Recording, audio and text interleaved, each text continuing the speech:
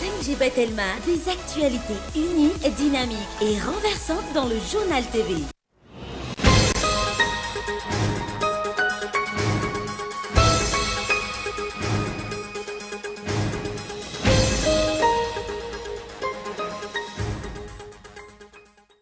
Misy efapolo sy eninjato ireo mpandeha tonga tamin'ireo sidina roa voalohany tamin'ny fisokafan'ny sistan'ny Madagasikara amin'ny la Frantsa. Ny voalohany nataon'ny Air France izay tamin'ny 12 ora alina no nigadona ary ny iray nataon'ny Air Europa izay nigadona tamin'ny 7 ora maraina teo.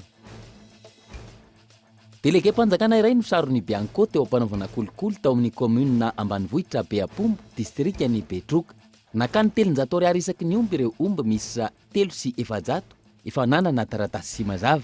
Taoriny ny fampanoavana nahiditra ponja vonjimaika io délégué-mpanjakana io. Eo amin'ny maresaka iraisam-pirenena, nisy nanafika tamina drone piégé sy roquette alina tao amin'ny trano fonenany ny Prime Ministre irakiana Mustafa Al-Kadhimi. Tsy nahavoa azy izany araka ny fanambarana izay nataony. Miantony rehetra ho tony ihany koa ity tompon'andraiki-mpanjakana ity manoloana ny toedrara izay mihamafana ao an-toerana. Ny andinindin'ireo avy hatrany ary.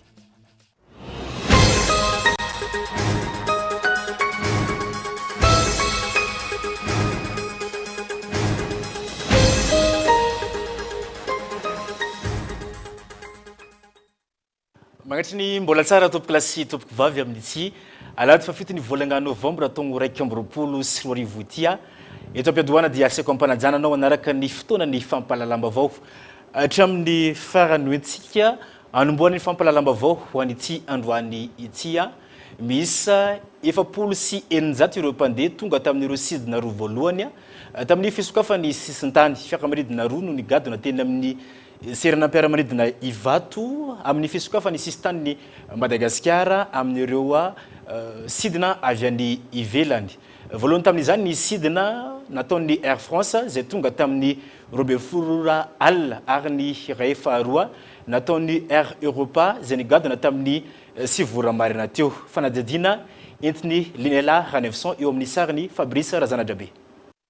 Omaly tamin'ny 12 ora alina mahery 7 minitra no nigadona teny amin'ny seranam-piaramanidina iraisam-pirenena Ivato ny fiaramanidina voalohany izay tafiditra ao anatin'ny fisokafan'ny sistan'ny Madagasikara. Sidina izay nataon'ny Air France niainga tao Paris ny azo an'Antananarivo. Fiaramanidina izay nitondra mpandeha 700 tamin'ny 7 ora maraina teo kosa no nigadona teny amin'ny seranam-piaramanidina iraisam-pirenena Ivato ihany koa ny sidina izay nataon'ny Madagascar Airlines ka ny fiaramanidina Air Europa no nanao izany izay nitondra mpandeha miisa 700 ka isany nandeha tamin'izany ny filohan'ny Repoblika Andry Rajoelina izay tonga an-tanindrazana androany rehefa avy nanatrika ny COP26.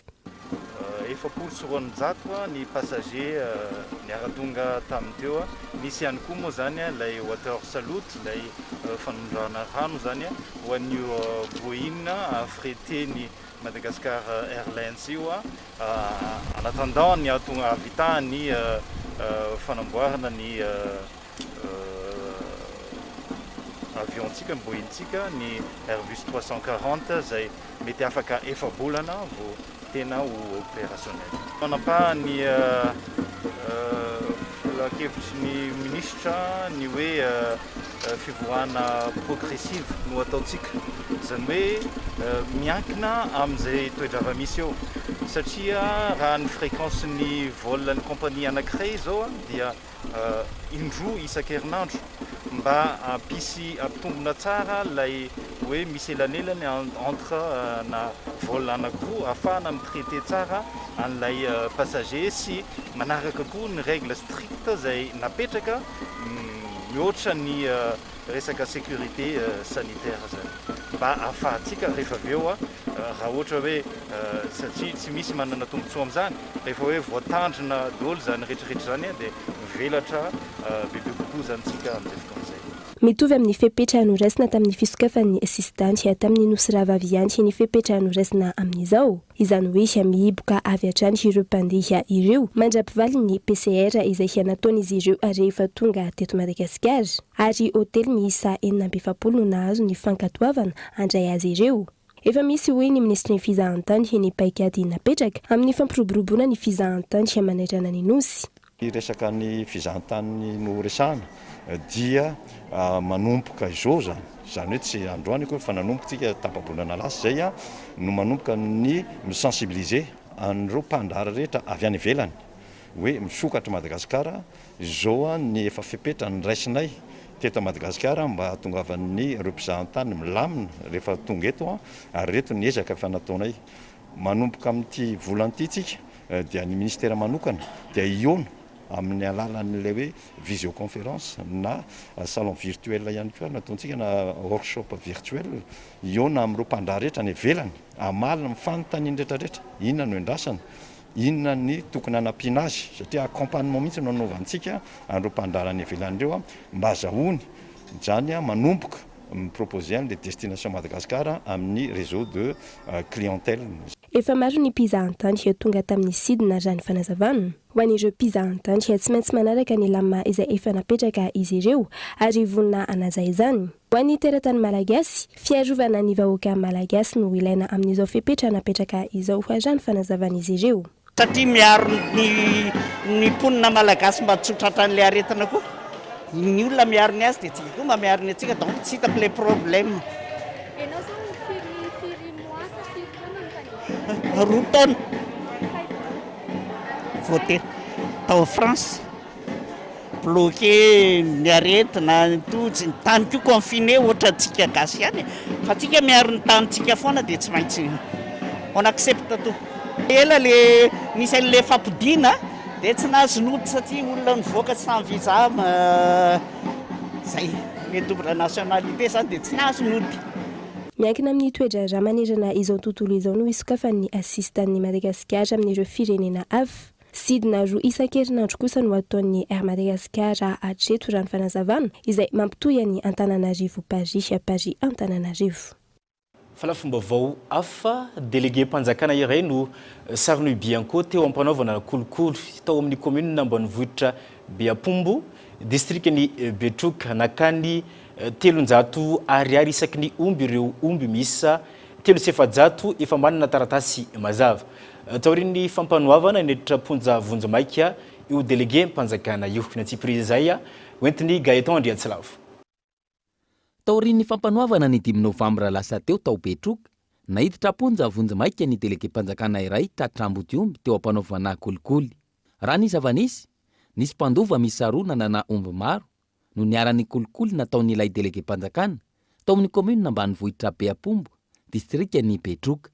Ahafahana manamandina nisan'ny ombin'izy ireo ny taky 757 sy ray tapitrisa ariary tamin'izy ireo ilay délégué izany hoe 300 ariary isaky ny omby tamin'ireo omby misa 300 izay efa voasoratra ara-dalàna amin'ny tompon'ny omby. Ny 20 oktobra 2024 efa narotsaka tany amin'ilay délégué ny ray hetsy sy ray tapitrisa ariary. Rehefa nahazo fitarainana ny teo anivon'ny Bianco ary nafantatra ny daty anaovana ny fandoavam-bola ambiny nidina tany atoerana ny ratsamangakavy ao Toliary. Sarona avy hatrany ilay délégué ka nosamborina sy natao fanadiadiana ary nahiditra ponja vonjo maika taorin'ny fampanoavana. Tsy ekena ny tranga kolikoly izay isan'ny mambotry firenena hoy ny ao anivon'ny Bianco ary tokony ho samy mitoroka ny olona tsirairay avy raha misy tranga eny anivon'ny fiarahamonina. Fa toy amin'izay fiompiana izay hatrany vokatry ny fiakaram-bidiny ireo akora fototra amin'ny eo amin'ny tsena iraisam-pirenena no mahatonga ny vidin'ireo sakafom-biby niakatra eto amintsika hoy ny orinasa mpanafatra noho ny tandrina manampy eo ihany koa ny fiakaran'ny vidin'ny katsaka izay avo telo eny tao anatin'ny 5 taona. Ny antsiprian'izay no entiny orinasany.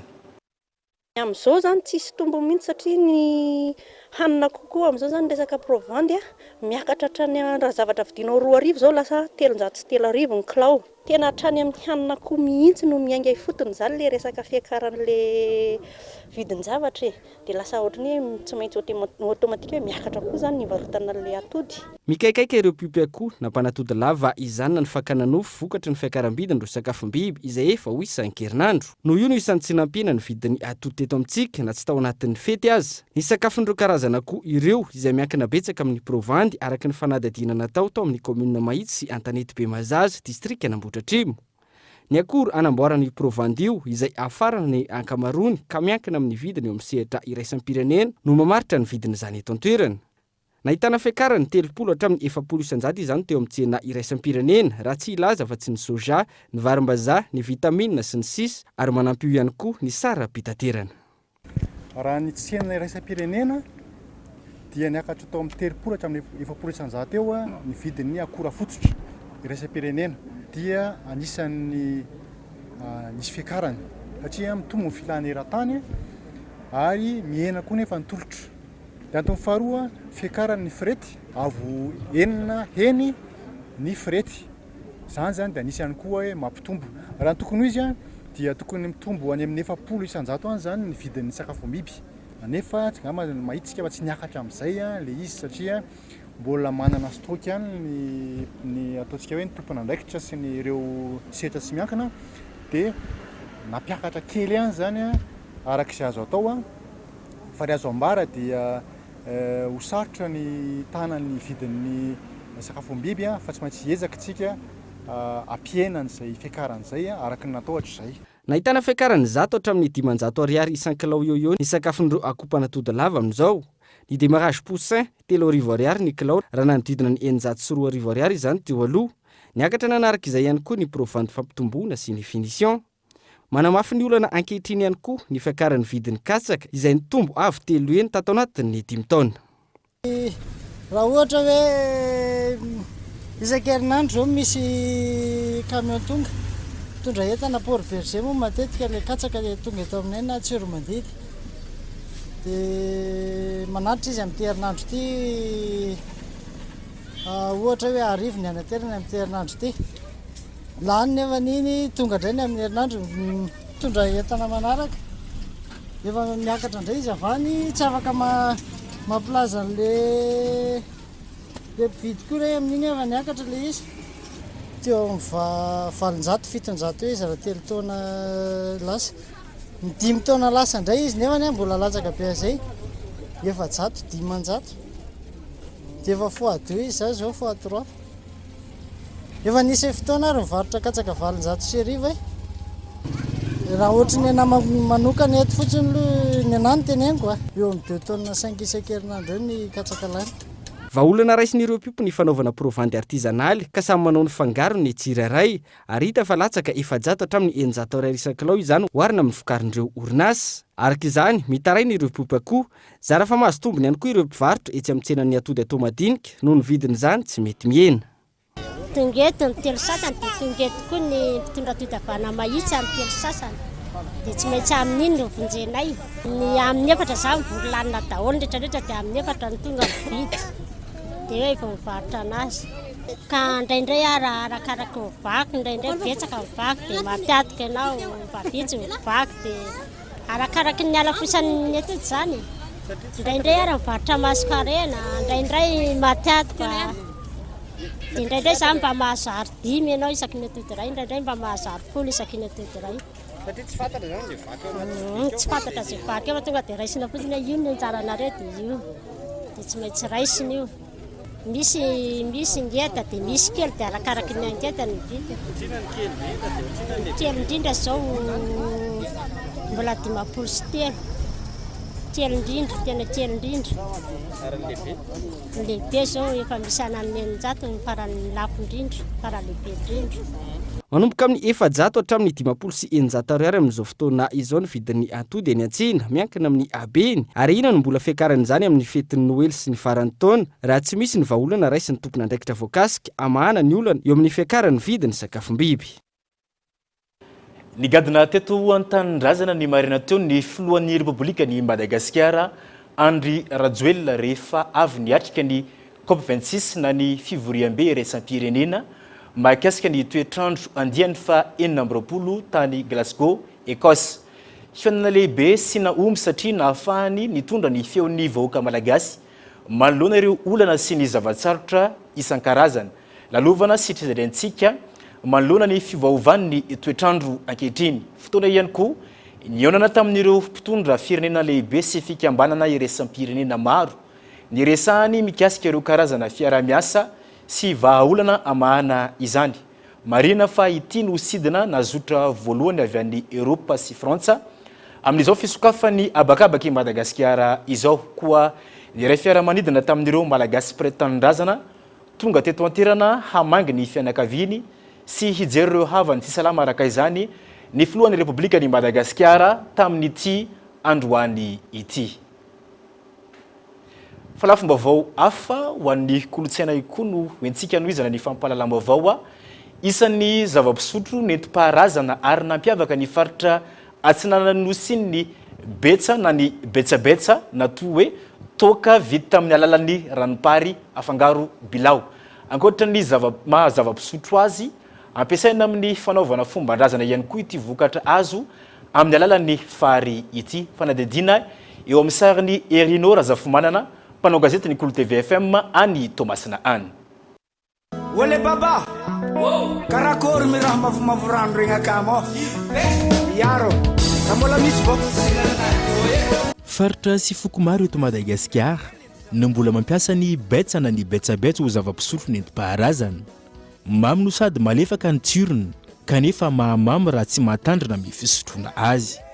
Ny foko Betsimisaraka fahiny miainga vao mananjary ka hatrany amin'ny distrikany Mandritsara no tena nandala ny fampiasana ny betsabetsa raha misy lanonana indrindra fa ny fomba ara-drazana, indrindra ihany koa fa ny tsabora izay mampalaza ny faritra Atsinanan'Nosy iny. Ny fary no akora fototra hanamboarana azy saingy mila fotoana sy herintsandry raha te azo vokatra tsara na ihany koa raha te azo betsa mamy sy masaka tsara entina hanafanana lanonana maro samihafa sy nentina ihany koa hanalana etaeta. Ny betsa fary no agnanovana anazy io. Fary miaraka amina katrafay bilay io zany eo zatsika ty. I betsa io zany ranompary de ataovagna bilay katrafay de ambela fermentegna de izy amin'igny kofa manomboka mamimamy izy jusqu'izy masaka tsara de azo agnanovagna raha zay agnanovagna anazy amin'ny fomba betsimisaraka no tegna mampiasa izy io. Toadrazana zany tegna izy hoe toadrazana amin'ny foko betsimisaraka. Nenino raha ataony betsimisaraka de tsy misy betsa fô na fangatagna tsodrano, joro fangatagna rano ampanambadiagna na amin'ny zaza ndeha ampitany na olo andeha ampitany zany nandeha hianatra izy na eno raha mbola hoe mandala mahabetsimisaraka anazy tsy maintsy mangataka joro na rano de tsy maintsy betsa zao no halaigna. Ranompary tsy mitapo-drano no hanamboarana ny betsa. Toakan-drazana misy no ilazany maro azy any amin'ny faritra Atsinanan'Nosy iny. Manandanja mihoatra lavitra ny toka hafa ny betsa raha hoany ny foko Betsimisaraka manokana raha ny fanazavana.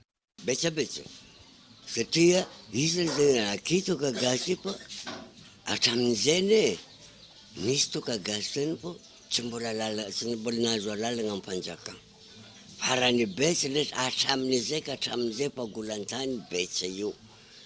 Zany mahatonga hoe ambony lavitra ny toka gasy ny betsabetsa raha mipoko Atsinanana ambony lavitra. Zany zany mahatonga anazy hoe toadraza. Tsy raha bonimporonana taty aparapara fa efa hatramin'izay mihitsy talohany mpanjanantany efa toka fangatahana fahasoavana fanambinana amin'ny razana sy ny zagnahary ny betsabetsa raha ny Betsimisaraka. Heverina ho tsy ankasitrahan'ny razana ny lanonana iray raha toa ka tsy misy ny betsabetsa. Aleo tsy misy ny toka hafa raha ny betsabetsa no atao ambanin-javatra. Le olo aty zany rehefa fampiasana ananjy ny tegna fampiasana fa fety demoro no tegna maro.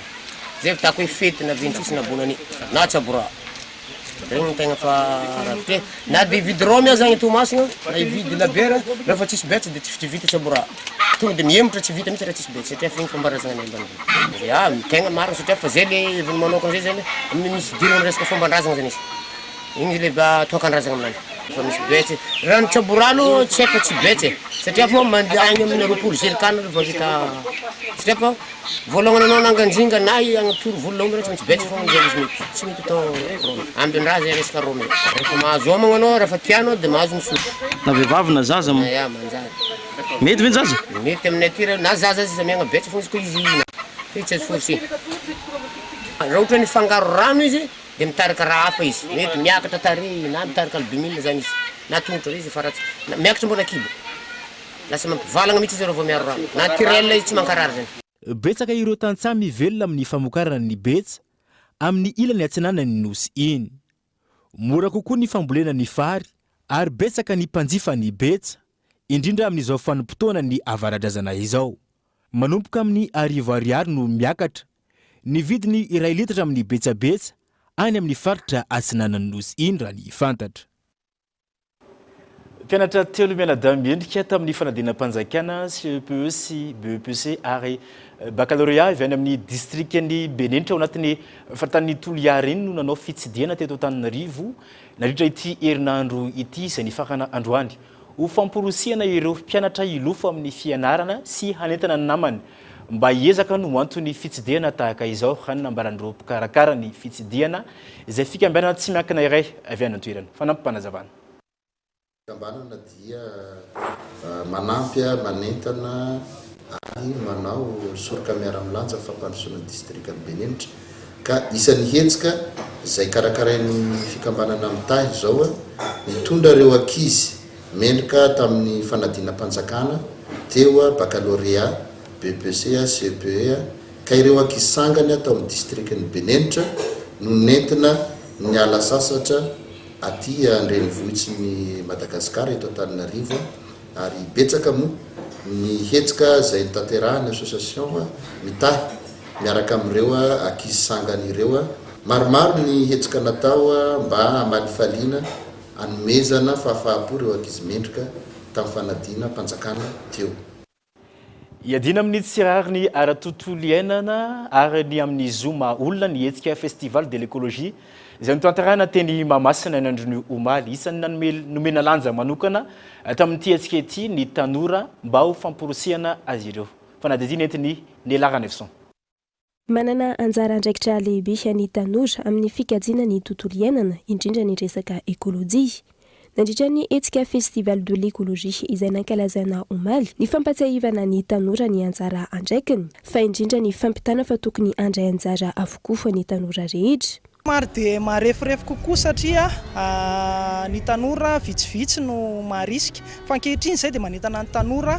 amin'io ekôlôjia io ny resaka système dia ezahanay ho ampita amin'ireo manam-pahefana hoe izao ny zavatra tokony ilaina hanovaina izany système izany satria ny crise climatique sy ny changement climatique eto amintsika dia efa miatra jereo any ny kery any atsimo hoe miatra ny tsirariny tena miatra amin'ny vahoaka aloha zany hoe efehan'le système écologie zay zany atao anatin'ny réseau des jeunes pour le développement durable dia mampianatra ny ankizy mampianatra ny tanora ary ireo ray aman-dreny ihany koa hanaja ny fepetra rehetra momba ny tontolo iainana izay mikasika an'izay ny ekôlôjia ary fanentanana isan'andro amin'ny réseaux sociaux sy ny hainao manjery samihafa ny momba izany efa misy amin'ireo tanora no manao hetsika fanentanana eny anivon'ny commune izay misy azy tsirairay avy amin'ny fikajiana ny tontolo iainana saingy mitaky ny fandraisana andraikitry ny olona rehetra izany ary tokony hikajy izany avokoa ny rehetra fantatra izay sy mahatsapa hoe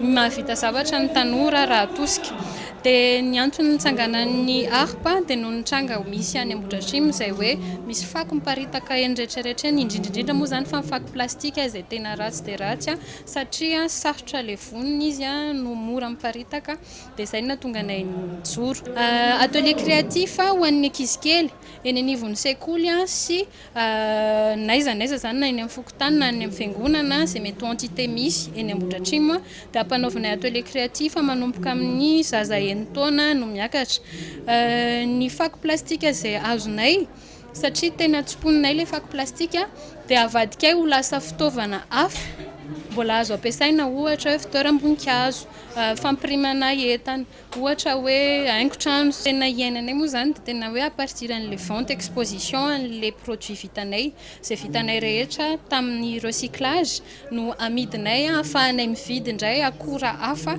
ahafahana manao recyclage n'le déchets plastika efa misy. Manerana ny Afrika sy amin'ireo firenena manerana izao tontolo izao no nanaovana ny fankalazana ny festival de l'écologie. Hiadina amin'ny tsirariny ara-tontolo iainana izao hetsika izao fa eo ihany koa ny zoma olona. Izay ny tapany voalohany teto anivy ny fampahalalam-baovao isy vetivetsika atao anatin'ireto dokavaratra ireto rehefa avy eo indray ary.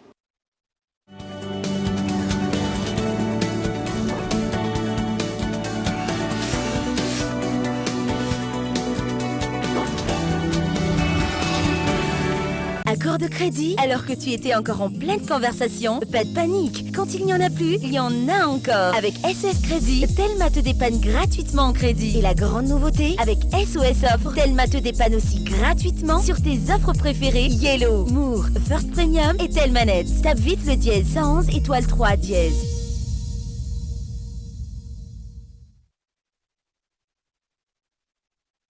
Azafady kely ange tena tsy manofy ianareo ka azo atao tsara ny mametraka ny popin-drano sy kabone ary toeram-pidiovana mifanaraka amin'ny toe-batanareo olona manana fahasembanana sy vehivavy indrindra ireo bevoka ka tsy anjera na iosina anaty roto mankarary afaka hiasa sy hianatra ara-dalàna ianareo raha mifanaraka amin'ny filanareo marina ny fotodrafitrasy ry namana manana fahasembanana sy ianareo vehivavy takio ny zonareo isitraka rano fisotro madio kabonety mombana ary toeram-pidiovana mifanaraka amin'ny toe-batanareo ry manam-pahefana isan-tsokajiny andraikitrao ny mametraka paikady sy teti-bola ahafahan'ireo olona manana fahasembanana sy ny vehivavy indrindra ireo bevoka isitraka rano fisotro madio kabonety mombana sy toeram-pidiovana mifanaraka amin'ny toe-batany. Mitatoerana helana sasatra ho an'ny fetin'ny krismasy ny farantaona ve ianao? Te hitsidika ny Madagasikara amin'ny vidiny mirary. Ny ministera fizahantany sy ny ofisy pirenena misahana ny fizahantany dia manome fotoanantsika rehetra ny 1 sy 12 ary 13 Novembre 2024 eny amin'ny zaridanana Antaninarenina mandritra ny hetsika tsena be ny fizahantany andiany faha-4. Tongava mitafa mivantana amin'ireo matianina amin'ny famolavolana fivahinanana sy ireo ofisy paritry ny fizahantany. Andao anoana ny fizahantany anatiny. Andao izahany Madagasikara. Tsy misy vididirana.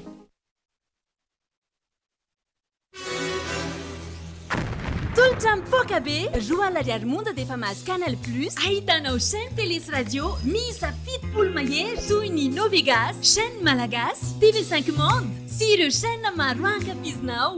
Miaraka amin'ny tolotra tonga soa, atao viaingana ny réabonnement anao.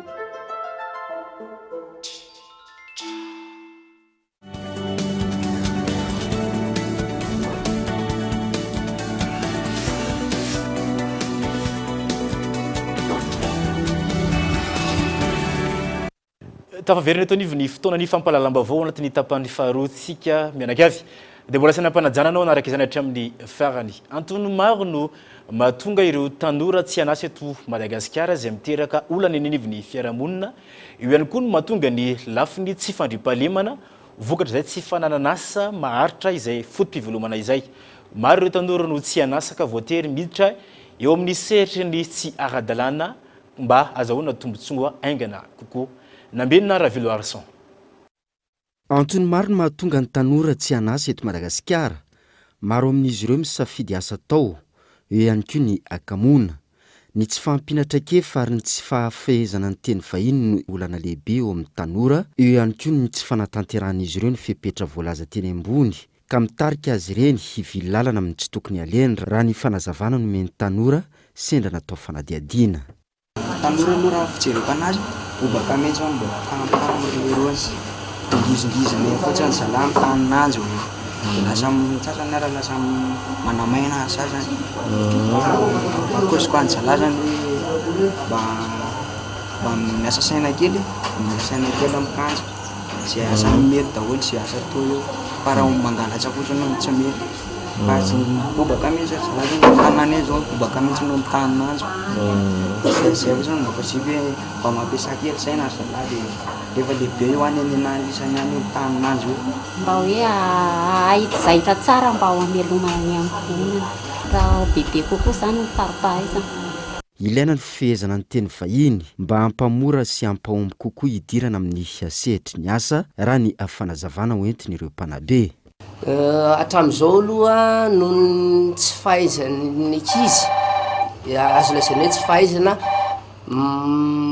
mamatatra ny tena filana dia lasa manandrakanjana ny akamaroan'ny tanora fa tsy tena mahafantatra hoe aiza ny tena vahaolana faran'izay aingana ahafahana ahitana asa satria io tsy fahaizana manome an'ilay teny a dia misy sakana eo amin'ny entretien eo ampanao entretien zany dia efa hita le izy hoe tena mbola tsy voafian'ilay ankizy le teny frantsay sy le teny vahiny a dia diso fanantenana izy fa raha fa tena voafehan'ilay izy a mena fa naiza mpampanao entretien azy a dia rehefa voafehan'ilay izy a dia voaray foana izy.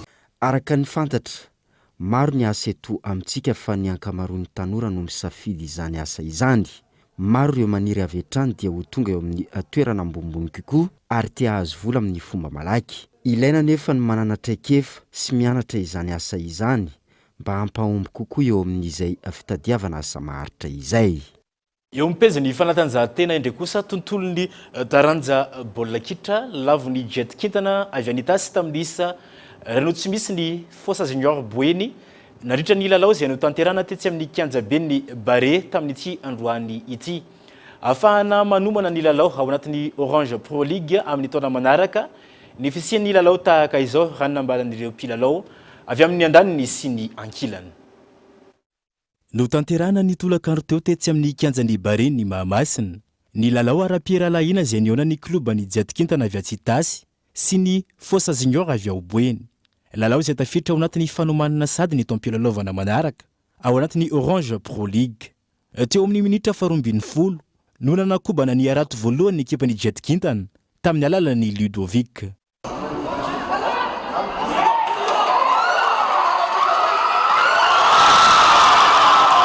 Taorian'izay ny famaly ny fanafiana teo amin'ny rotonta nandritra ny fizaram-potoana voalohany ka io isa reno tsy misy io no nentin'ny rotonta ny ala sasatra.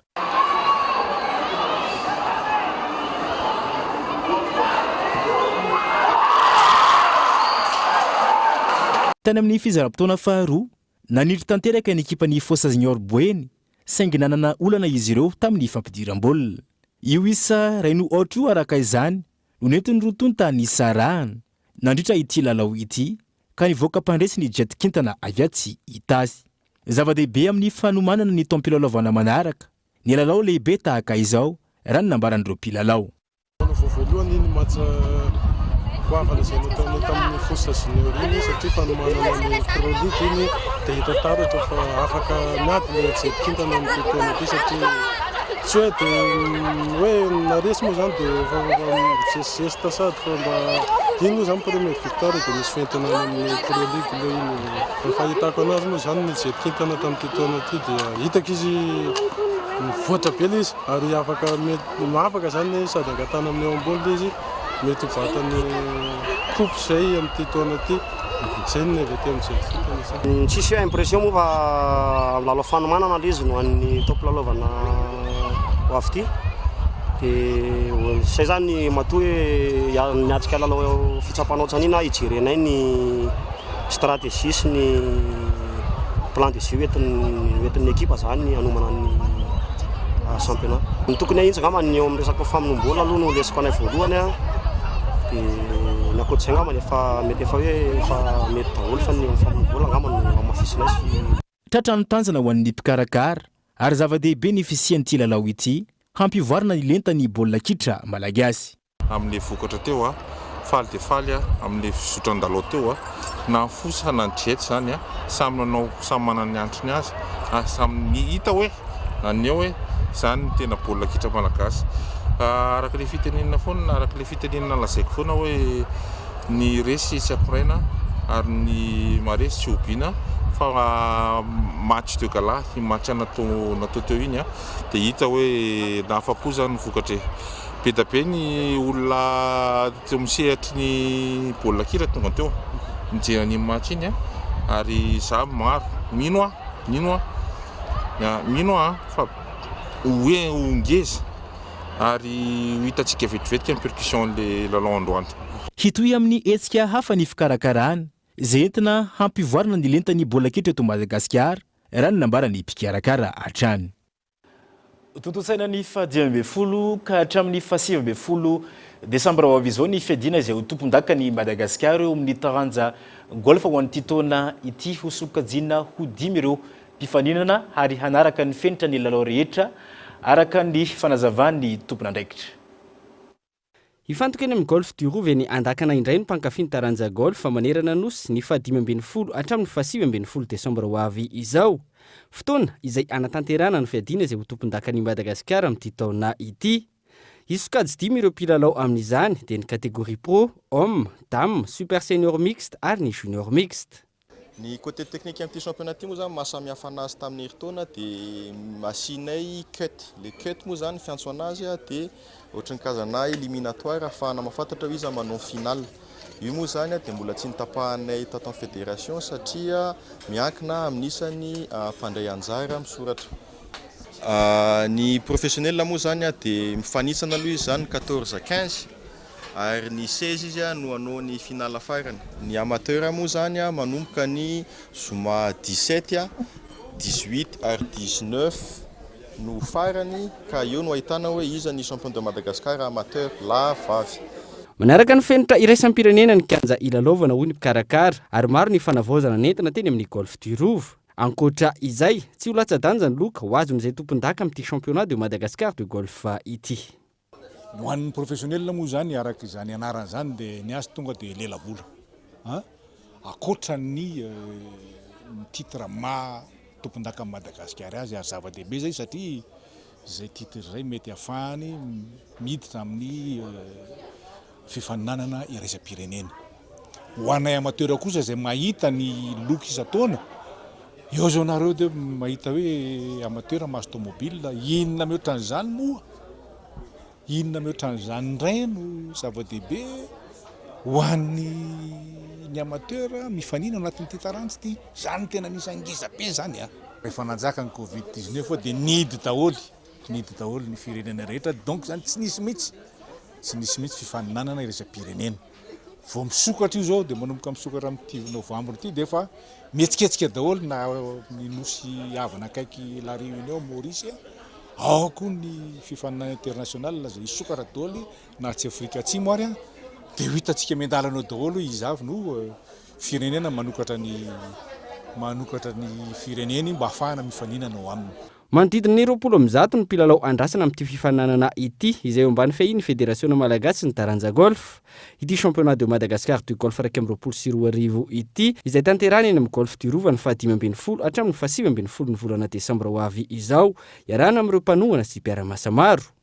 Noho ny mbola fisian'ny valaretina Covid-19, amafisina ny fanajan'ireo mpandray anjara rehetra sy ny mpanatrika ny fepetra ara-pahasalamana tsy hiparian'ny valanaretina. Ho an'ny vaovao maresaka iraisam-pirenena, nisy nanafika tamina drone piégé sy roquette alina tao amin'ny trano fonenany ny Premier ministre irakiana Mustafa Al-Kadhimi. Tsy nahavoa azy izany araka ny fanambarana izay nataony. Miantso ny rehetra ho tony ihany koa ny tompon'andraiki mpanjakana manoloana ity toedra rà izay mia mafana ao an-toerana ity. Fanadiadina eo amin'ny sariny France 24.